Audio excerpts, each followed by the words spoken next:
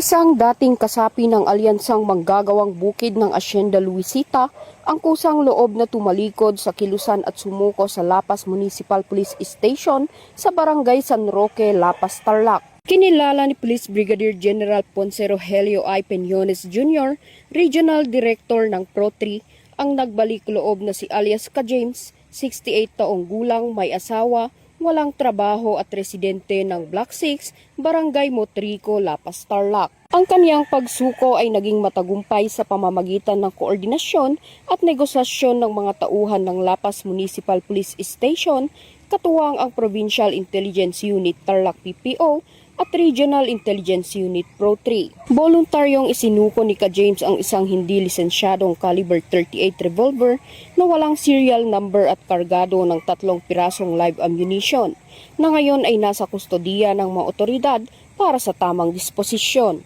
Patuloy na isinusulong ng Pro-3 at Tarlac PPO ang mga programa para hikayatin ang iba pang dating kasapi ng mga makakaliwang grupo na magbalik loob, talikuran ang marahas na ideolohiya at mamuhay ng mapayapa alinsunod sa layunin ng pamahalaan tungo sa mas ligtas at mas maunlad na komunidad.